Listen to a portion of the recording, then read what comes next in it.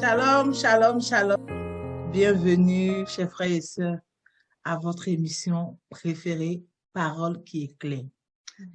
Comme d'habitude, on a nos sœurs sur le plateau virtuel, la sœur Sandra, qui n'est plus à présenter déjà, la sœur Prisca, qui est avec nous, et puis moi, c'est la sœur Clarisse.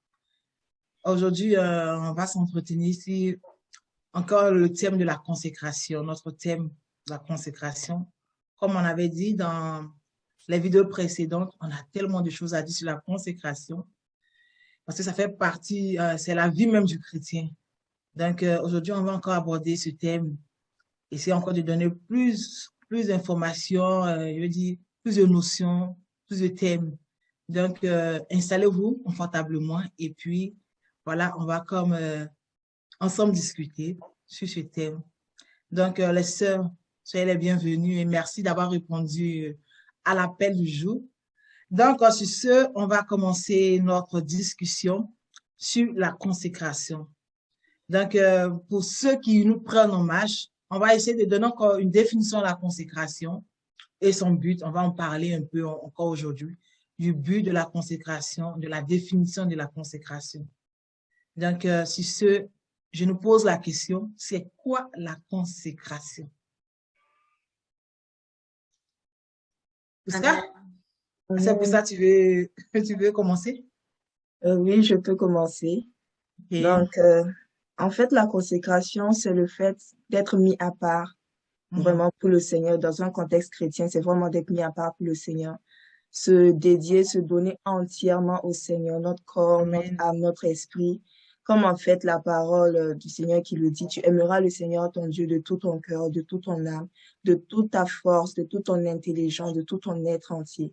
Donc, c'est vraiment arrivé à cet état-là où vraiment nous sommes entièrement au Seigneur. Tous les aspects de nos vies, que ce soit la carrière professionnelle, que ce soit notre vie quotidienne, notre vie de famille, tout appartient vraiment au Seigneur. Donc, c'est ce que je pourrais dire. Sois béni.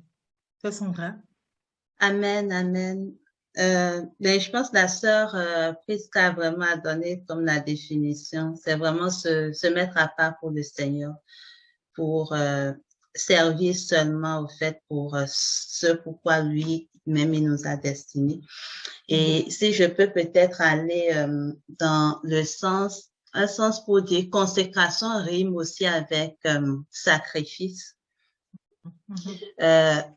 Au fait, le Seigneur a dit de nous, au fait que nous sommes des sacrificateurs.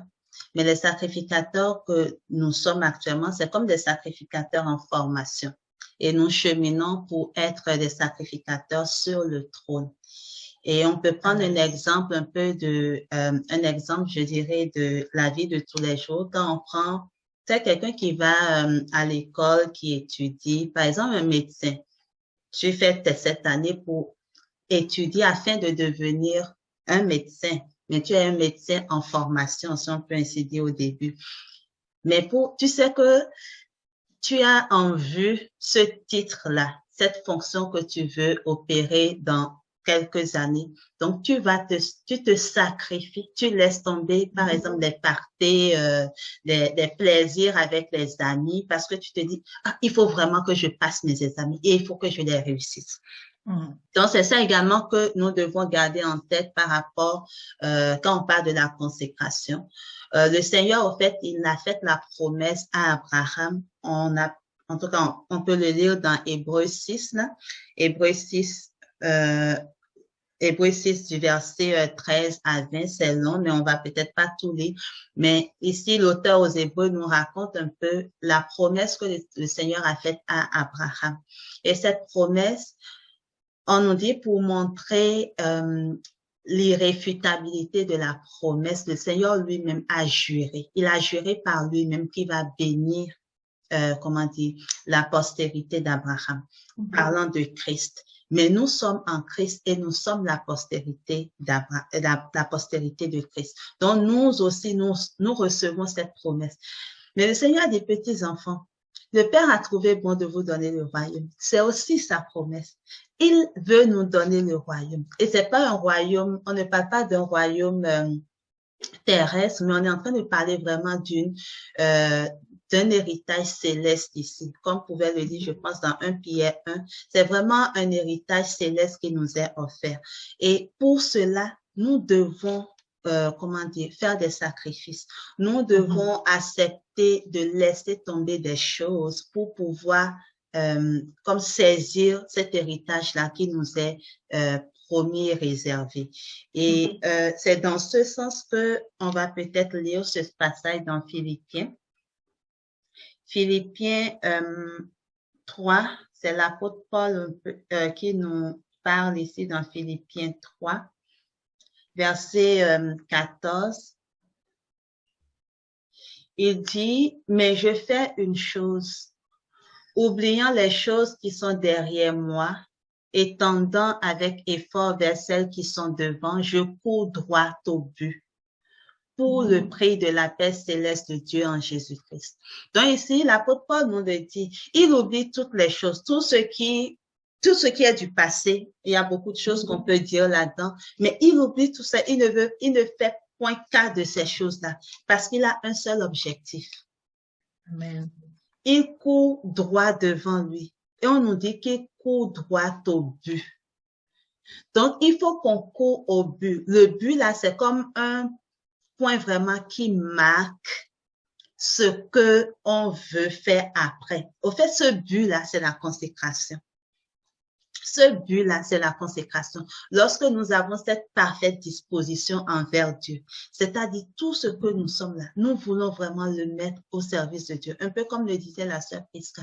Tu aimeras le Seigneur ton Dieu de toute ta force, de toute ton âme, de toute ta pensée. C'est bon, c'est facile à dire rapidement comme ça, mais l'appliquer dans nos vies là, ça prend vraiment, c'est comme un parcours, c'est comme un sacrifice, c'est comme vraiment, on doit renoncer à beaucoup de choses. Et tout cela est inclus dans ce qu'est la consécration. C'est quoi la consécration? C'est vraiment courir vers ce but-là. On dit que je cours droit au but pour le prix de la paix céleste.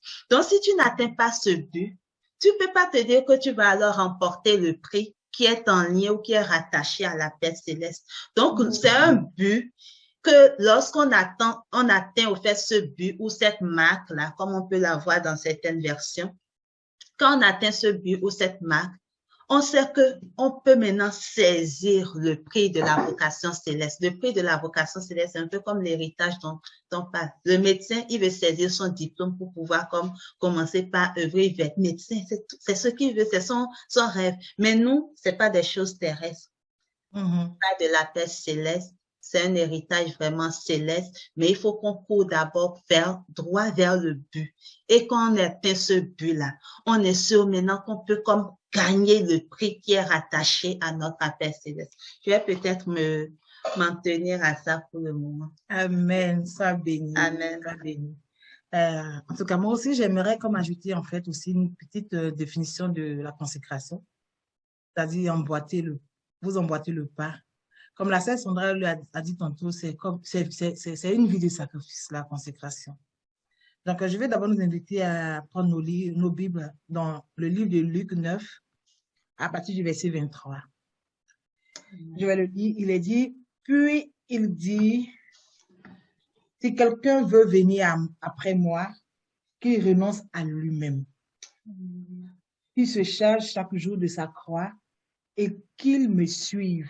Car celui qui voudra sauver sa vie la perdra, mais celui qui la perdra à cause de moi la sauvera. Amen. Et que servirait-il à un homme de gagner tout le monde s'il détruisait ou se perdait lui-même?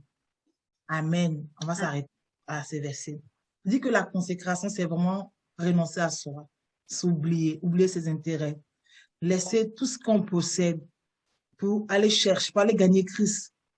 Vivre une vie de sacrifice. Porter la croix, c'est pas se mettre, je veux dire, une croix au cou, là, comme une chaîne, ou bien c'est pas aller comme prendre la croix comme Christ l'a fait, le porter, se promener dans la vie. Non, c'est pas ça. C'est que il faut supporter tous les sacrifices qui t'emmènent à comme être dédié pour Dieu. Il faut faire tous les sacrifices qui t'emmènent à te séparer de tes propres intérêts. et de laisser Christ, les intérêts de Christ prendre la place dans sa vie. C'est ça la vie de consécration, c'est ça la consécration. Et qu'on renonce à nos propres intérêts, on renonce à tout ce qu'on a de cher. Paul pouvait lui dire que tout ce qui m'entoure, je vois comme de la boue. Parce que il y a un but à aller, comme on dit, atteindre. Le but de la vocation à aller saisir.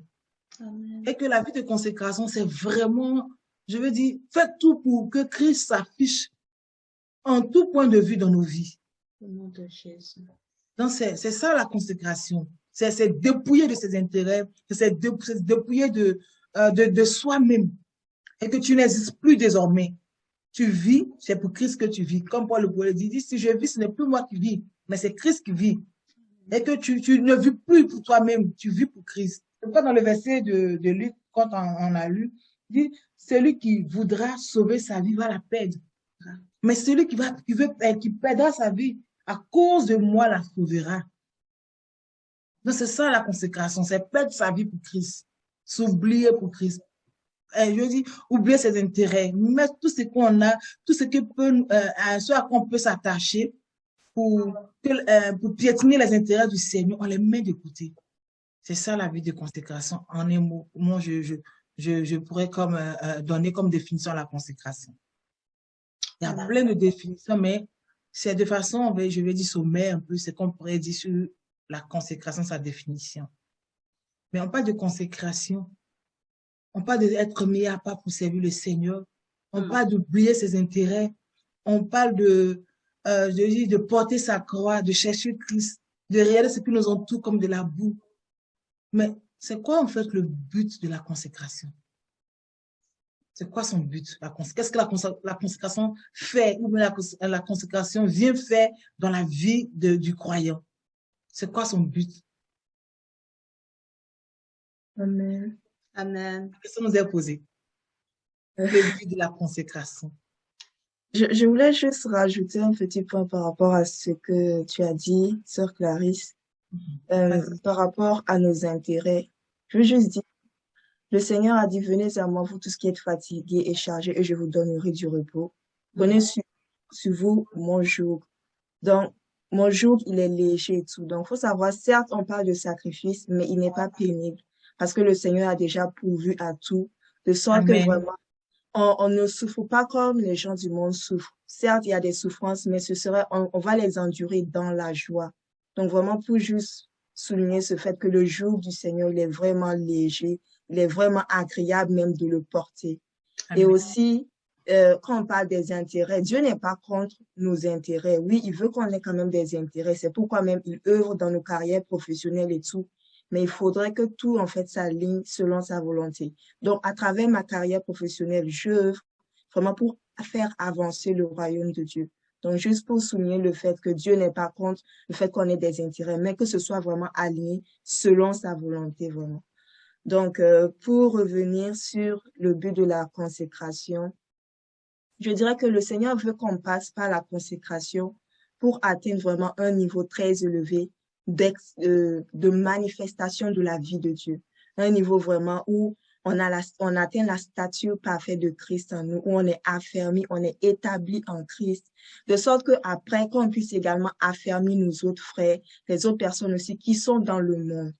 Donc, on peut le lire dans Luc 22, le verset 31 au verset 32. Au verset 32, le Seigneur dit à Simon, Simon, Simon, Satan vous a réclamé pour vous cribler comme le froment, mais j'ai prié pour toi, afin que ta foi ne défaille point, et toi, quand tu seras converti, affermis tes frères. Amen. Donc, c'est pour vraiment dire que le Seigneur, il veut qu'on passe vraiment par la consécration pour qu'à la fin, on puisse vraiment atteindre un certain niveau où nous-mêmes, il est capable en fait de nous utiliser pour affermir en fait nos frères et nos sœurs. Donc, ça passe également, la consécration nous concerne nous en tant que personne, mais à la fin, il a pour but vraiment de contribuer à l'expansion en fait du royaume de Dieu pour vraiment affermir nos autres frères aussi qui sont dans le monde. Donc, et puis je veux également dire que quand on prend par exemple le cas des Lévites dans l'Ancien Testament, donc les Lévites, ils ne pouvaient pas exercer le ministère sans avoir été consacrés en fait. Donc uniquement parmi toutes les tribus les 12 tribus d'Israël, c'est juste les Lévites. Donc, on voit en fait que pour pouvoir exercer ce ministère auquel le Seigneur nous appelle tous, il faut d'abord être consacré. Il faut faire vraiment partie de ces personnes-là qui répondent en fait aux exigences du Seigneur. Donc, c'est pourquoi en fait, on a vraiment besoin de cette consécration-là, de passer vraiment par plusieurs exercices, si je peux le dire ainsi, plusieurs étapes pour vraiment atteindre vraiment un certain niveau où on manifeste la vie de Christ, la nature de Christ vraiment dans toutes ses dimensions et qu'on puisse être capable vraiment de travailler vraiment à l'œuvre du Seigneur, à l'expansion et à l'établissement du royaume de Dieu vraiment sur la terre. Donc, comme le Seigneur l'a dit, la moisson est grande, mais il y a peu d'ouvriers. Donc, il veut faire de nous des moissonneurs vraiment dans sa moisson. Donc, c'est ce que je voulais vraiment ajouter Sois par rapport béni, à Sœur cela. Prisca. Sois béni, sois vraiment béni. Sandra, Amen. tu as ajouté quelque chose? Oui, peut-être juste ajouter le point au fait, tu posais la question à savoir c'est quoi le but de la consécration. Si on remonte, ou en tout cas, on remonte au fait au commencement, on se souvient que le Seigneur, il avait un seul plan.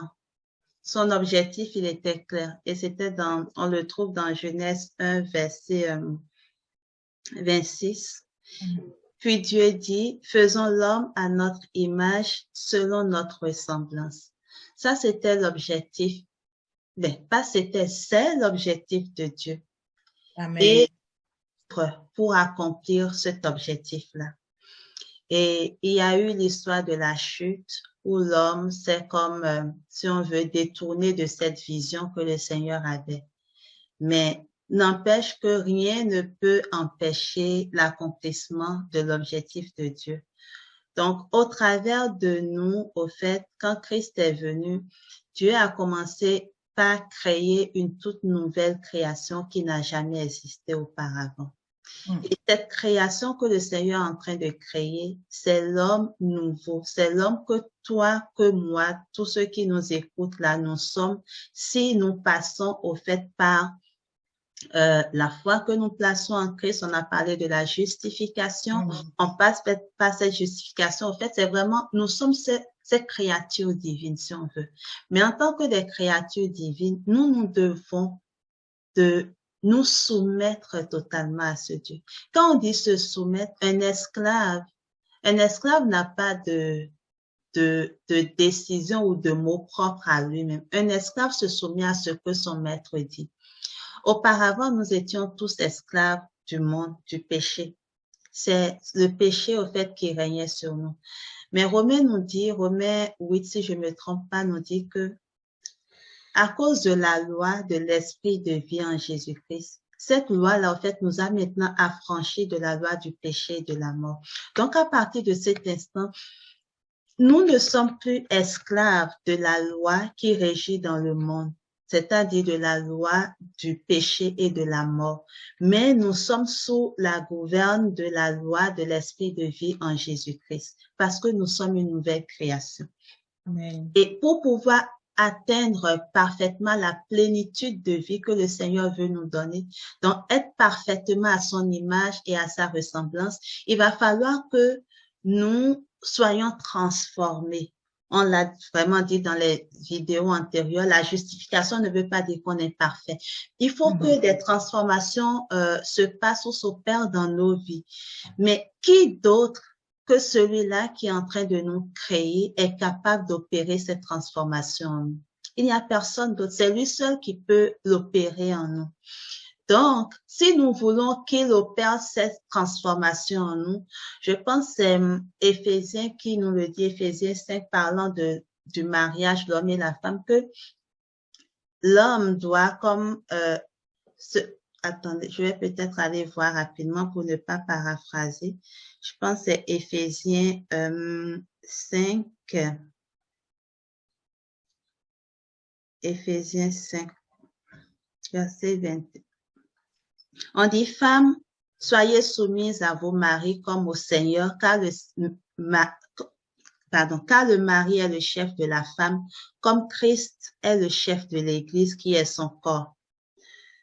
Et un peu plus bas, au verset 25, on nous dit, Marie, aimez vos femmes comme Christ a aimé l'Église et s'est livré lui-même pour elle, afin de la sanctifier par la parole, après l'avoir purifiée par le baptême d'eau.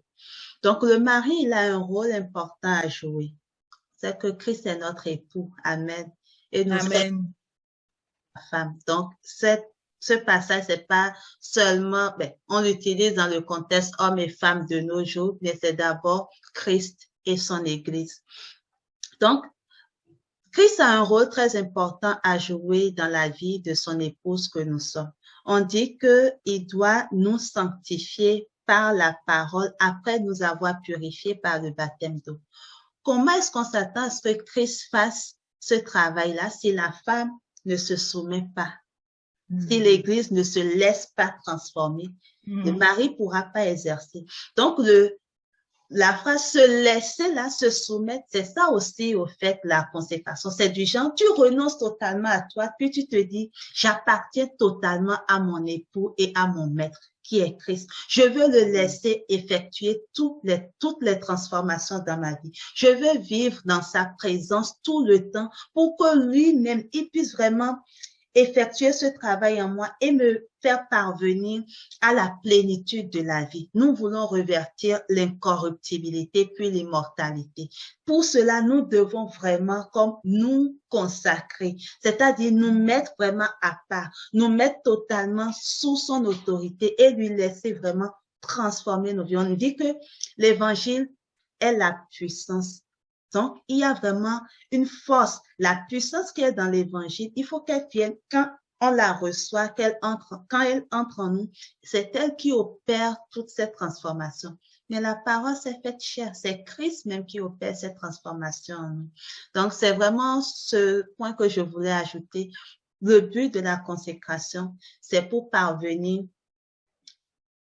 pour atteindre au fait l'objectif initial de Dieu. Faisons l'homme à notre image et selon notre semblance. Nous devons avoir les caractères divins ainsi que les attributs de Dieu. Nous devons les avoir en nous. Pour cela, nous devons passer par la consécration. C'est là que Christ nous prépare, nous nous soumettons, nous nous donnons totalement à lui et il opère cela en nous pour que Genèse 1, verset 26 puisse s'accomplir dans nos vies. Amen. Amen, amen, amen. Sois bénie, Sœur Sandra. Amen. Sois vraiment bénie. Ce sont en tout cas, c'est vraiment, je veux dire, enrichissant ce que tu as dit. Il y a vraiment beaucoup d'éléments, il y a vraiment beaucoup de choses qui sont sorties de ce que tu as dit. Et comme tantôt tu as mentionné, comme Genèse le dit, le but de Dieu, c'est vraiment que nous soyons à sa ressemblance, à son image. Donc, pour ne pas avoir ajouté grand-chose, je pourrais dire que c'est vraiment ça aussi le but de la consécration. C'est nous emmener à aller, je veux dire, à ce que, en fait, le but de Christ, de Dieu, là, s'accomplisse en fait dans nos vies. Amen. C'est ça, en fait, le but de la consécration. Le travail de la consécration, c'est ça. C'est pour nous amener à ressembler à Christ. À ressembler à Christ. Donc, ça demande, comme la définition le dit, ça demande d'offrir nos vies à Dieu. Ça demande d'abandonner nos vies comme un holocauste. Parce que le sacrifice de l'holocauste, on l'a consumé entièrement. Il n'y a rien de l'animal qui est jeté. Tout est consumé. Et c'est comme ça, en fait, que nos vies doivent apparaître. C'est comme ça nos vies. Comme Paul le disait, je vous exhorte à offrir vos corps comme un sacrifice vivant. C'est pareil, c'est nos vies qu'on on donne à Christ. Que nos vies soient comme consumées en griffe, comme le sacrifice de l'Holocauste. Et que toutes ces choses-là, ça doit partir. On doit mener une vie qui est agréable au Seigneur, une vie qui plaise au Seigneur, une vie qui dégage un bon parfum. Alléluia. Un bon parfum à Dieu. C'est ça la consécration. Le bon parfum, c'est pas se parfumer là, non? C'est mener en fait des actions qui sont conformes à la parole du Seigneur. En fait, c'est qu'on soit une lettre lue aux yeux du monde. La vue de Christ doit s'afficher dans tout ce qu'on fait. Et quand on se présente comme ça, on sent bon, on dégage la bonne odeur. Et Dieu aime cette bonne odeur. Et chaque jour que Dieu fait, chaque jour qu'on va aspirer à le faire, le Seigneur va nous donner encore davantage la force. Davantage la force de le faire jusqu'à ce que on soit comme rendu au but de Dieu, est-ce à sa ressemblance totale, comment on dit, avoir son caractère, son image, sa ressemblance. Donc, en un mot, c'est ça le but de la consécration.